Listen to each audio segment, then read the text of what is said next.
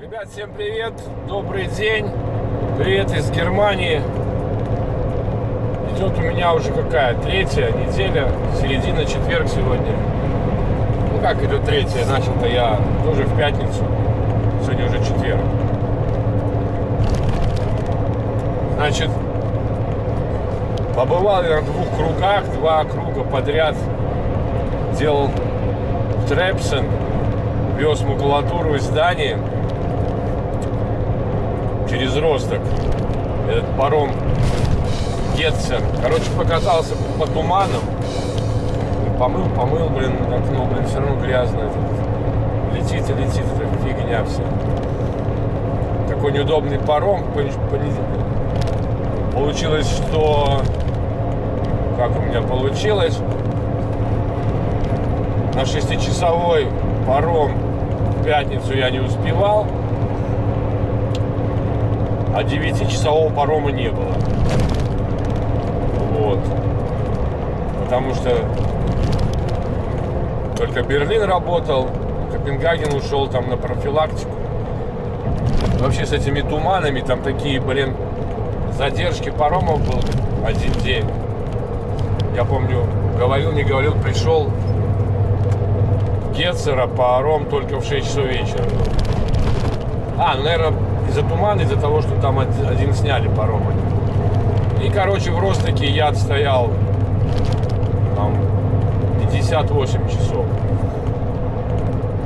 Посоветовались мы с шефом, что лучше я там постою, в Ростоке мне там более комфортно, там и интернет есть, прямо в порту.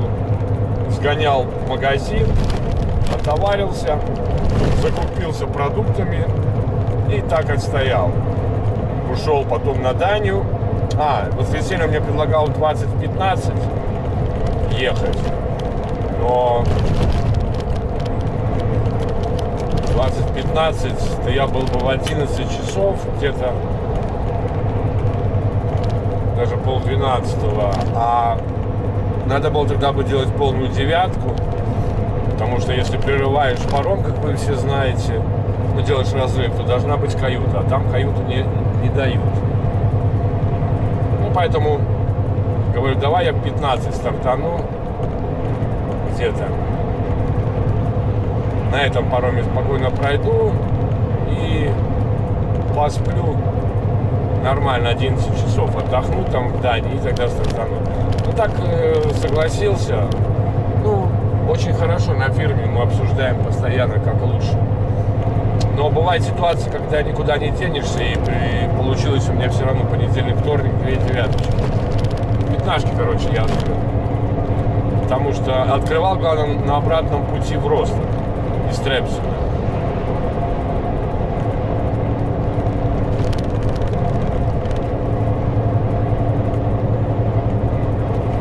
Да, получалось так, по-моему. Один раз. Я привез, потом... кто-то потерял башмак. 2 девятки подряд я взял. Сейчас гляну, что я как-то уже засомневался. Нет, я помню, понедельник и вторник у меня были 2 девятки. Да, понедельник и вторник. Потому что я из Дании взял. Почему у меня понедельник?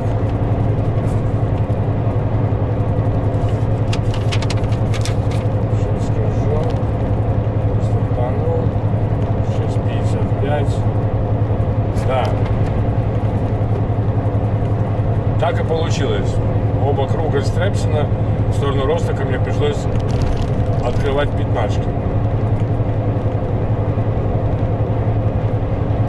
Одну, когда туда ехал, а вторую, когда обратно ехал, на втором круге. То же самое, тоже не успевал в Росток. Нет, я приехал бы в Росток, и мне нужно было стартовать, можно было бы не в 6 утра, когда паром, а без 7-6. То есть за 7 минут я бы даже, может быть, я бы успел на паром, но никаких проблем нет. Перенесли паром на 9. Это вчера в 9 утра я стартанул, Правда, ночь я не в порту провел, а возле магазина там в Ростоке. Ну, там рядом с Ростоком. В районе Ростока, так сказать. Пошел на 9-часовой паром. И все нормально, успел по плану. У меня уже план был и на погрузку, и на выгрузку, и на погрузку. И уже хорошо, потому что не на Гетцер пошел Росток паром, а на нормальный Ротби Путгартен, который ходит каждые там 45 минут, а не через 3 часа. То есть можно так как бы просчитать момент и время. И, конечно же, я не успевал до Тринашки хоть далеко уехать. Единственное, доехал до Ренфилда из Ротби и за 5 минут до конца 13 часов рабочего времени встал там в Ренфилд. Отстоял один, потому что не хотелось брать мне последнюю девятку. Игорь согласился. Лучше я ее оставлю, поскольку у меня 24-ка светит сейчас. Лучше я ее оставлю на субботу, чтобы в субботу пораньше стартануть. То есть завтра закончить день и в субботу раньше стартануть, потому что я должен встать на паузу, ну, по нашему времени в 3 часа дня. Ну вот и сейчас везу груз, не знаю, что-то как-то я не помню, был я там и не был. Там по аппликации надо скачать, и по ней регистрация происходит. По-моему, я там не был. Ну, я это почитал по Google. Как я делаю? Если я не был на каком-то месте, да, незнакомое мне место, я набираю адрес, куда я еду, в компании, в Google, открываю, читаю отзывы. И сам иногда добавляю отзывы. Это полезная штука, чего и вам советую делать. Там пишется, до скольки не просто работает, можно посмотреть, до скольки фирма работает, но все мы понимаем, что работа фирмы, это значит работа офиса. Если, например, бывает, что фирма работает до 5, это не значит, что до 5 выгружают. Бывает так, что они выгружают только до 2 часов, либо загружают только до 2 часов. А остальное время они занимаются своими там перестановками, подготовками. А бывает, что выгрузка до 12, например, загрузка до 2. Бывает наоборот. Чаще наоборот. Загрузка до 12, а выгрузка, например, до 2. Потому что есть логистические центры, там, где не нужно идти оформляться в офис, а тебе печать ставит сам грузчик, который тебя выгружает. А вот загрузка, наоборот, должен быть офис. Такие вот дела. Ну, тут прочитал, что вроде до 5 работает, и паркинг там до 5 можно заезжать. Позже стоять нельзя, заезжать нельзя, выезжать только можно. На 9-ку 11-часовую паузу остановиться нельзя. Ну, на дневную, да, если там приехал 8, может 9-очка стоять на паркинге. Ну вот, ну, значит тогда получается и выгружает, и грузит до 5 часов, если так написано. Ну, логически, да, помыслить. Как говорится, а что логически, то по-морски.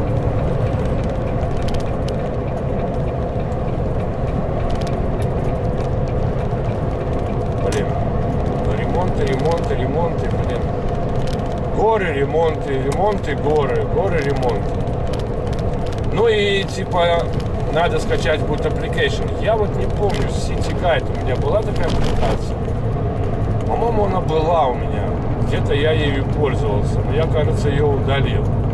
Ну, там по QR-коду там скачиваешь ее, посмотрим, что там. Если она у меня есть, то мне покажешь, что она у тебя есть. Вот, надо ввести референс номер выгрузки и ждать, когда тебе там придет. Это, ребята, очень удобно, там приходят сразу и карты, и все дела, куда ехать, как ехать.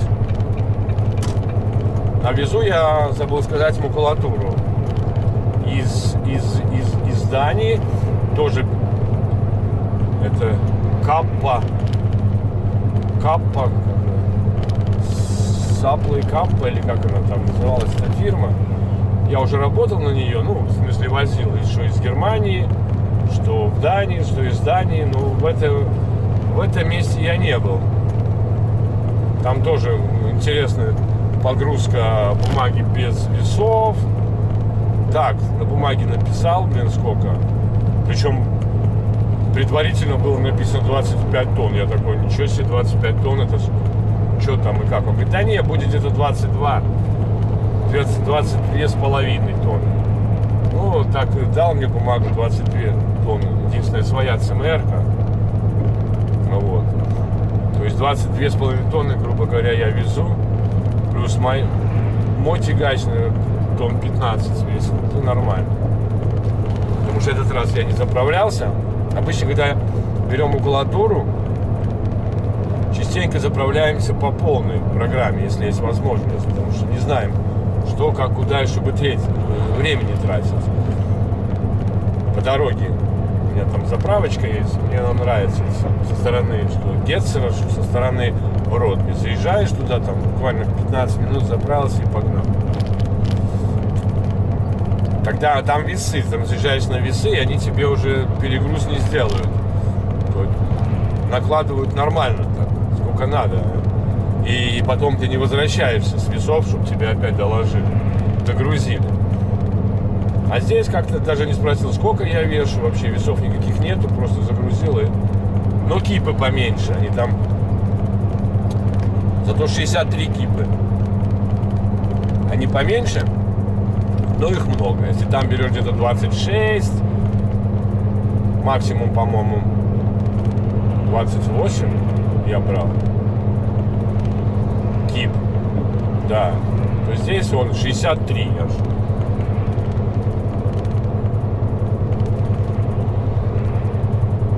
Разговаривал с коллегой сейчас, говорит, вот там неудобный прицеп у него, говорит, этот валтеровский, там эти ремни у него уже типа установлены. Я говорю, а сколько у тебя ремней установлено? Он говорит, 20. Я говорю, так это же зашибись, что 20 ремней, они уже установлены. Знаете, такие не как обычные стрепсы, да, которые мы используем, а они уже стандартные, чтоб не сперли. Зато заменить трудно, если порвался. Я говорю, так это хорошо, 20 тем более. Я говорю, я возил на этом Валтерсе, у меня было по 8 иногда прицепы. Надо грузиться, а вот там 8 ремней. И надо, переставлять свои, добавлять ремни. А здесь, говорю, тебе удобно. 20 тебе по-любому ничего не надо доставлять. Тебе, как они груз бы не расположили, тебе нормально будет место для крепления. Ну, логично. Повесил их на эти самые, на балясины, на боках. И все нормально. В процессе погрузки тебя грузят. Ты хлыбысь, его и сразу перебросил, если есть такая возможность. Не все, конечно, не на всех фирмах разрешает находиться внутри при погрузке, особенно, бортовой. Но часто разрешают сразу перебрасывать ремни. Ты договариваешься, что у тебя нормальный communication с форклифт-драйвером, либо там на рампе. Перебросил, надо уголки поставил. Удобно, не надо бегать туда-сюда, цеплять.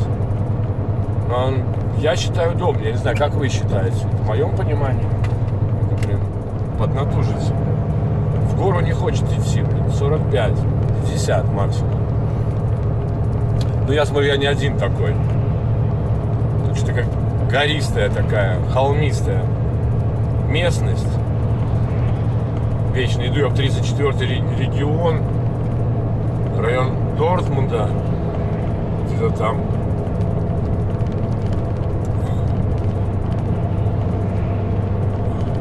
Был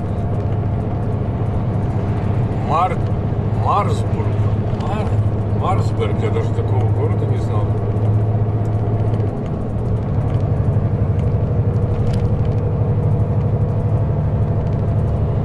Да.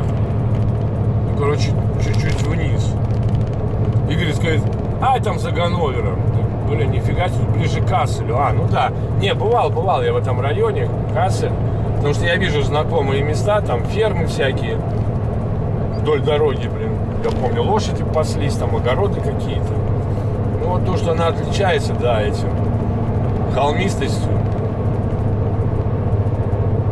Но это еще такая нормальная дорога была. Не так много кранов стоит вдоль дороги, знаете, где там еще ниже с ней идти. То есть здесь паркингами нормально. Но на данный момент у меня задания никакого нету на сегодня, но я подозреваю. И главное, у меня загрузка должна была быть 9:30, ну, выгрузка 9:30. Но вот из этой задержки на 3 часа там, ну, изначально на выгрузке была задержка. Первый раз приехал, что такая большая очередь.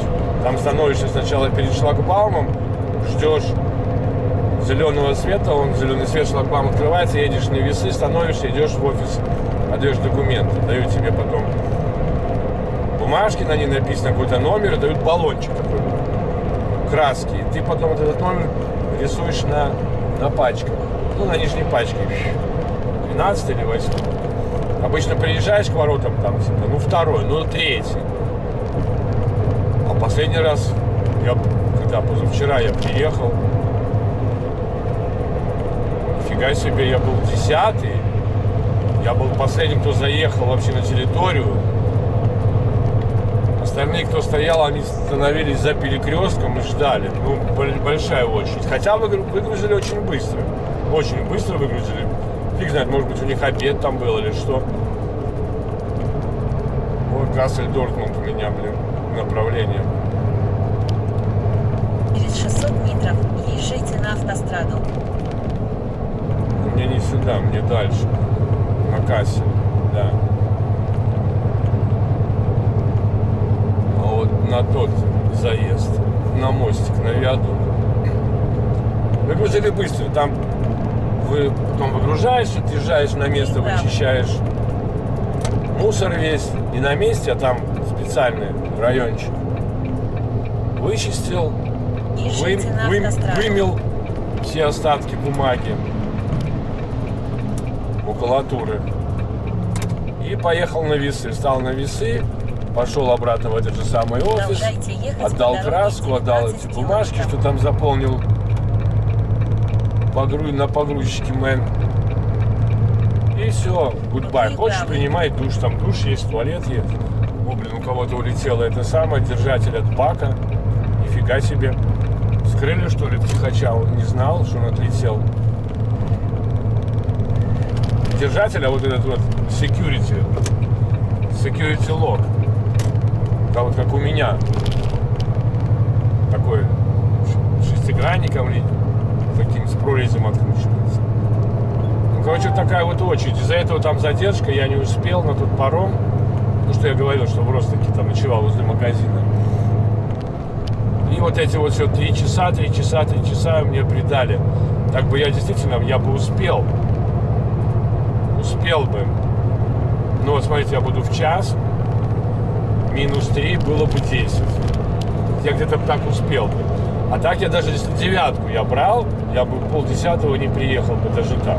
Поэтому толку нету. И главное, что на этой фирме, да, ребята, не кричат: едь, надо ехать, надо успеть. Да, надо успевать, но нету такого, знаете, тебе дают. Почему не едешь? Нет. Почему не едешь? Потому что нету, дебильных, необразованных менеджеров, диспетчеров, логистов. Все напрямую с боссом. Игорёх у нас отличный мэн. Вообще, даже смеюсь, когда еду в отпуске, еду в Белоруссию, там с домом что-то делаю, возвращаюсь с отпуска, говорю, был в отпуске, поехал отдыхать. Вот реально, работаешь и наслаждаешься от работы. Нет никакой усталости. Тут больше бывает усталость вот из этой погоды. Что дождь, морось, туман. А мне после операции на глаз тяжеловато. Но меня выручают желтые очки. Вот такие вот. Мои желтые очки. Не знаю, ну, сейчас, наверное, не видно. Потом, когда включу, потому что я не буду искать потом на видео, чтобы показать. Очень ценная вещь. Хорошо помогает. Лучше, чем эти солнцезащитные черные. Я их вообще уже не использую. Они у меня лежат, но я их очень редко использую, но очень редко. Тем более в зимний период. Осенний, зимний, весенний период. Знаете как, надо быть готовым. Ну посмотрим, приедем. Задания нету, но вот я подозреваю, что будет так, что мне дадут задание, и я погоню в сторону погрузки. Погрузка будет завтра, это пятница. И выгрузка, наверное, будет только в понедельник. Ну, я так предварительно думаю. Но буду двигаться как можно ближе в сторону выгрузки. Поскольку у меня 24-ка, я даже могу и вдаль ее отстоять. Это 24-ка. Так, а вот у нас, по-моему, пробочка нарисовалась. Или что это? У нас съезд? Что это они стоят? Я что-то не понял. Да, пробка. Что-то случилось, наверное. Да я думал, знаете, стоят какая-то очередь на выгрузку. Ну, все правильно. У немцев, кстати, так принято, да? Даже кто-то мне говорил, что в правилах у них написано, когда вот такая вот фигня, нужно освобождать центр. У нас такого нету, но вот у них такое есть. Это типа не этика человечества, да, водителей, да, а это именно типа прописано у них в правилах, оказывается. Поставим на ручник. Елки-палки. Все забыто, все полностью. Ну это папандос, это пипец.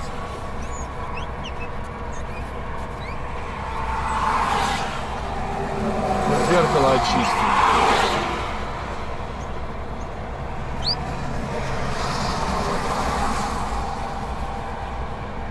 Ну, а мне осталось 15 километров до поворота. Я боюсь, что эта пробка как раз до этого поворота.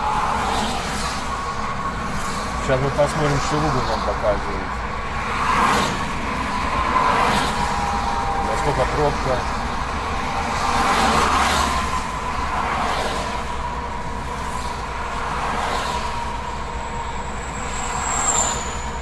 Да, 18 минут пробочки. Что там случилось? А что Waze покажет?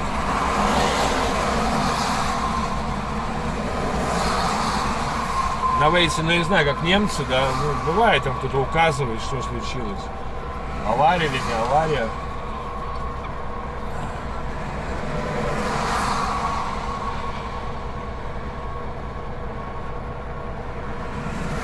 И 4, 4, 48.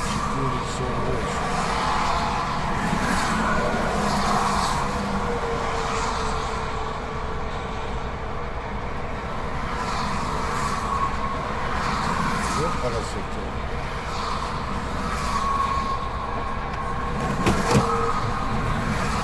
За мной уже там очередь машин 20 стоит.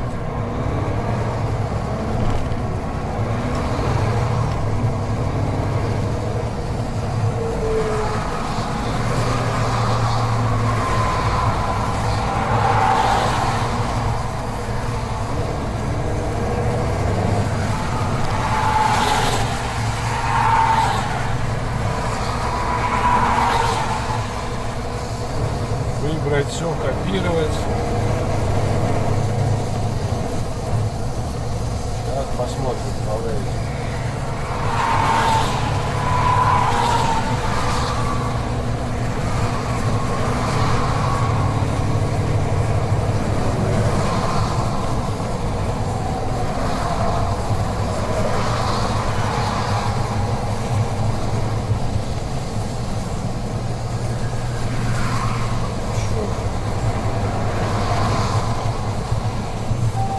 Это тоже, конечно, деловой едет, блин. С поворотником.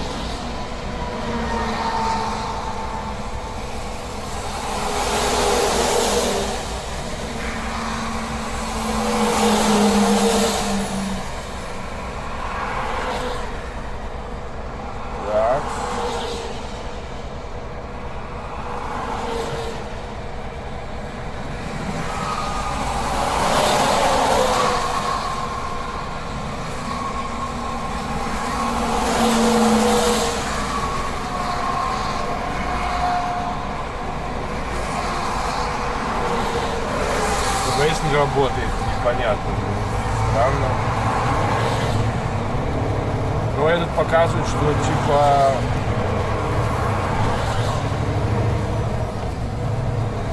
просто пробка 18 минут, больше ничего не показывает.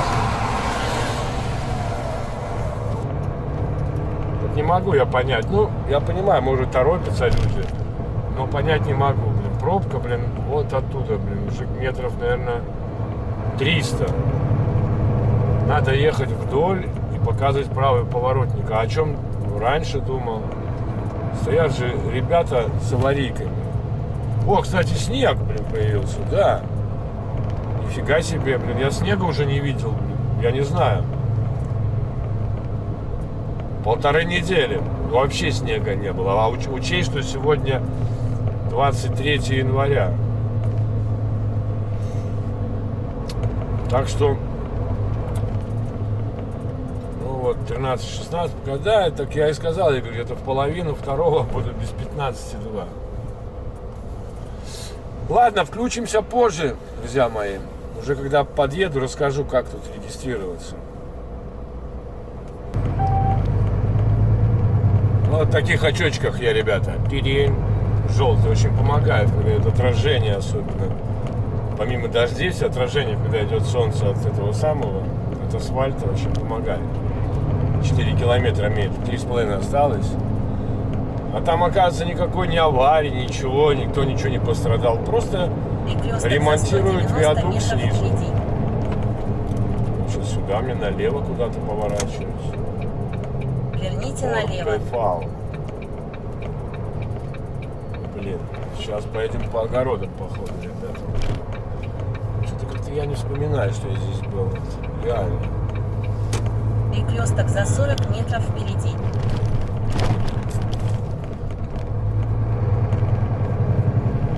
Интересно, блин. Пока никаких я таких вещей типа фабрики, папер фабрики не ощущаю. Ни труб, ни знаков, ничего. Как Андрюха говорит, по огородам поехали.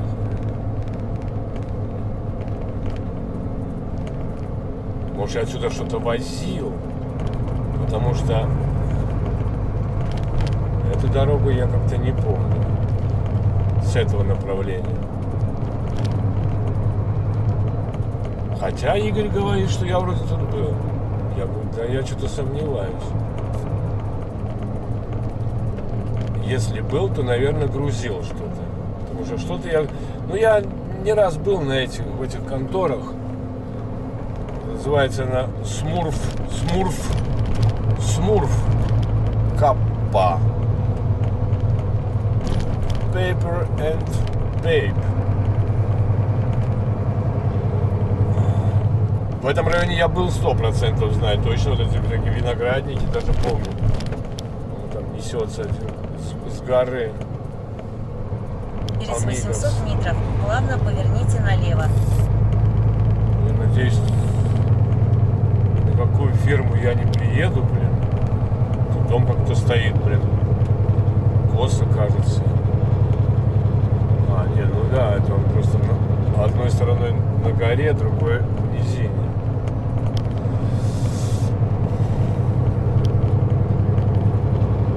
Это будет какая-то речка. Я что-то речки даже не вижу Через пока. 400 метров плавно поверните налево. 2 километра. Вот там что-то там дымит, да, какие-то трубы дымят там. Сейчас я вижу. Когда тонкая трубка мира.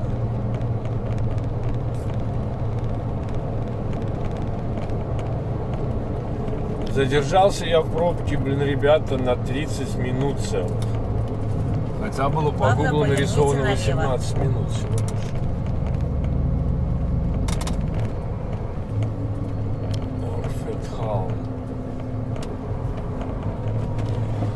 Орфетхал. Маленький городок. Почти в горах.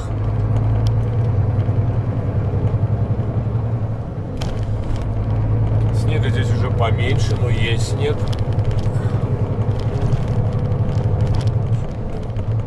Какие-то швейцарские Альпы. Помню, как я первый раз, блин, на серпантин попал в Хейстеркампе. Хорошо был не в грузу, ёпросоте. Это было что-то. Я думаю, там под мостом мы пройдем. Не низкий там мост. Вроде знаков нету никаких. Как-то задом сдавать не особо хочется.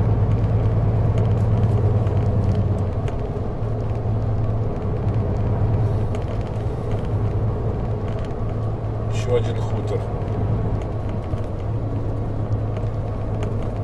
Так, гористое. Через 1 километр попадете к цели. Виноделие какое-то. Хотя тут я вот не вижу виноградных этих. Просто, наверное, коровы. Коровника не вижу. Ну вот какая-то речка есть, какой-то ручей. Я сказал, на одной стороне выгрузка, на другой погрузка. Так.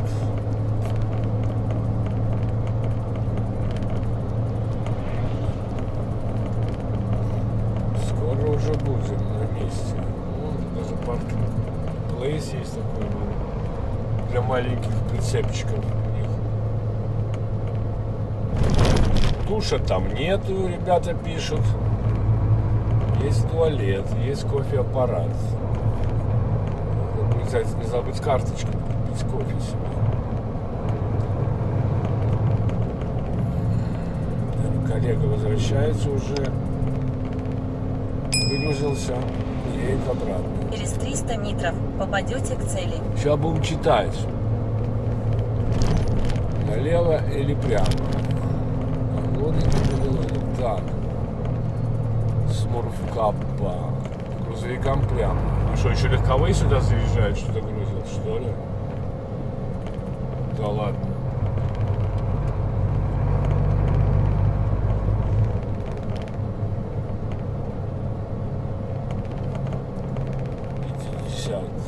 Да, грузовики дальше. No truck. Стоп. Стоп. Здесь, наверное, выезд.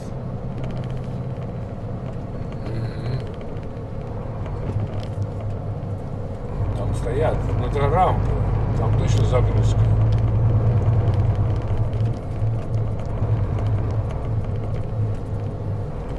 Ну вон там стоят с А буквы. Вот, наверное, здесь. Да, вот паркинг. А что дальше? Сейчас будем узнавать. ЛКВ. Для нас. Я как-то не помню, что я тут был среди этих камней. Safety vest, safety shoes, parking place до по 5 написано. С понедельника по пятницу до 5 курить нельзя, 10 километров. Каска не нужна. Окей, босс.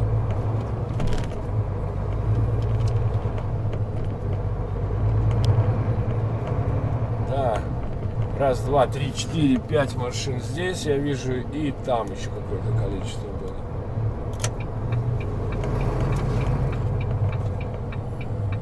Пойдем на ресепшн и будем скачивать аппликацию.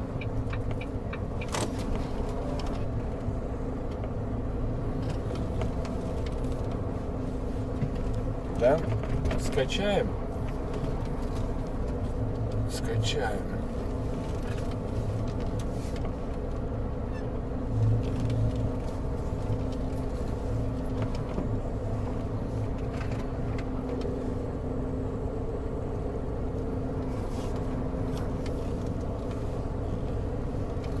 А регистратор забыл включить.